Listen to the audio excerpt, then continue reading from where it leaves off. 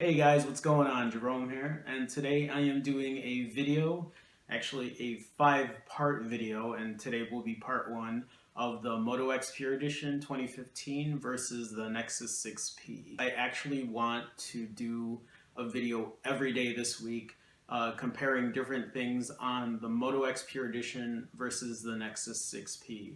Hopefully I can do a video a day. I'm trying to prep and get everything together so I have all of the resources and information to do it this week. Even though I've had the Nexus 6P for just a limited amount of time, I feel like they're already both great phones and you can't go wrong with either one, but I'm here to review, I'm here to nitpick, and I'm going to give you guys that. Part 1 of this video, I am going to break down the specs. Actually, just a quick rundown on specs.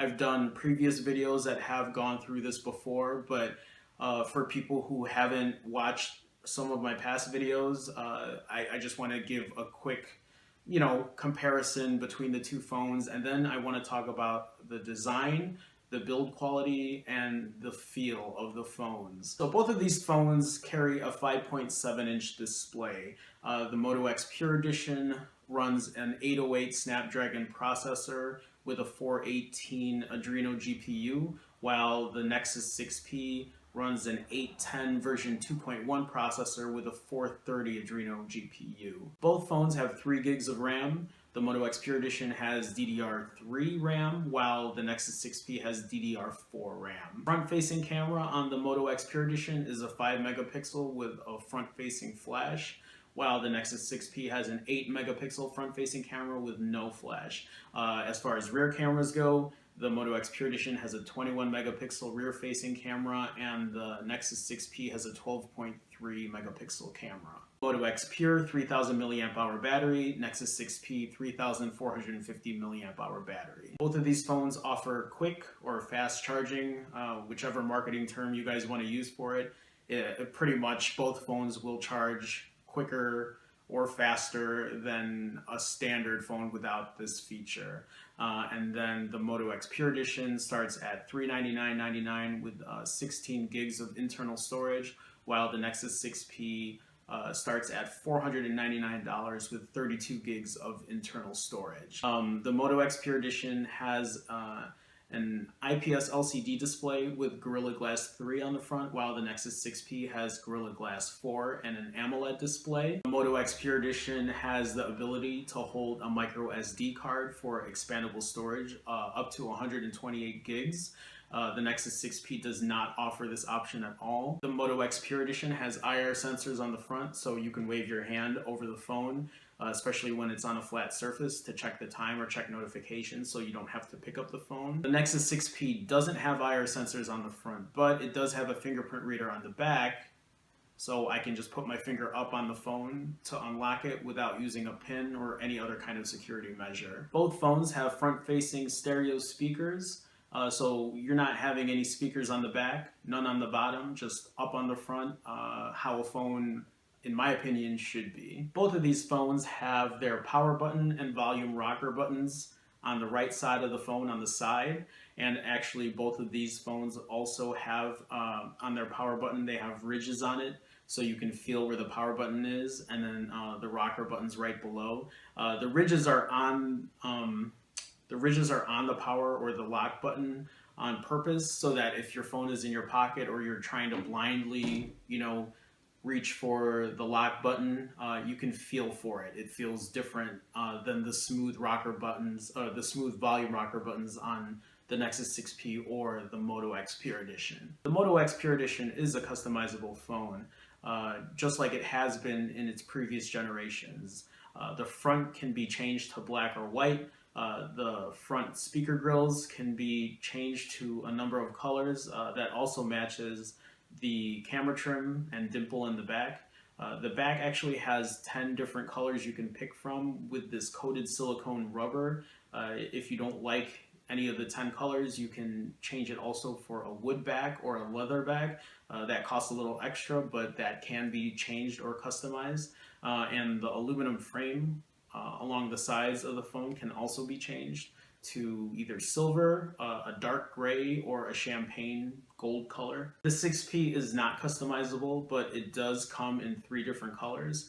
Frost, which is really white, aluminum, which is silver, and graphite, which is, I think, a dark gray or a black. So you pretty much have light, silver, or white, silver, black. Best way to put it. Even though it just has those 3 colors, all 3 look really good. They seem to have a really good finish to it. It is a matte finish, so fingerprints aren't as obvious. And on mine, on my Frost, on my white, I don't get fingerprints, so that's a big plus for me. I actually have a food scale, and I weighed both of these phones. Both of these phones have their nano SIM card in them, and on the Moto X Pure Edition, I also have a 128 gig micro SD card. So when I weighed the Moto X Pure Edition with the SIM card and the micro SD card, it weighed in at 178 grams. And on my Nexus 6P, as it is with the nano SIM card, I weighed this in and it weighed also at 178 grams. So both of these phones weigh exactly the same. Difference here is in the dimensions. So the Moto X Pure Edition is actually a shorter phone, and it's a phone that's not as wide, but it is a thicker phone. So, and I don't know how well the camera's gonna show this. I'll try to do a cutaway so you guys can compare, but you guys probably can't see it that far now. But when I try to level these phones out, you can see that the Nexus 6P is taller. It is a taller phone. I mean, and again, it's not only taller, but it also is wider. So holding it in the hand, while both of them can be held, at least for me, I can hold it, you know, pretty well in the hand. The Nexus 6P will be a wider phone. The difference, and so you would think a shorter phone and one that isn't as wide should weigh less, but the reason it doesn't is that the Moto X Pure Edition is a thicker phone. On the Moto X Pure Edition, what happens here is it rounds. It's like a rounded back on the phone, and it's probably too hard to tell here, and I'll probably do another cutaway. But it is a rounded phone, and I believe that's probably where the extra weight comes from. And I'm not sure if the rounded part also has to do with the battery. Well, actually, maybe it doesn't have anything to do with the battery. I'm not sure, but I would imagine then that the 6P, even though it's thinner, it is taller and wider, and maybe it accommodates for the bigger battery that's in the 6P. Again, a 3450 milliamp hour battery versus a 3000 milliamp hour battery on the Moto X Pure Edition. Now, my preference for design, build quality, and feel, they're going to be subjective. So keep that in mind. But remember, even though they're subjective, it's my honest opinion. It's how I feel about these phones. Again, you know, decide for yourself. Hopefully that this will just be a guide for you on picking one or figuring out what might be best for you. The 6P is an all-metal phone. The build quality on it is excellent. The design is excellent. I'm still very impressed with the phone. I've mentioned in my 24-hour review that I love the black and white contrast on this phone. The fact that, like, even on the sides you can see, like, you'll see a little black and then you see the white that separates the two. It looks really nice. The black visor on top too is a good contrast, I feel, for this phone. And you know, it just looks like a seamless, like, piece of hardware, you know, all metal, seamless. It's a very good piece of hardware is really the best way I can put it. And just because the Moto X Pure Edition uses coated silicone rubber, it doesn't mean that the design or the build quality is bad at all.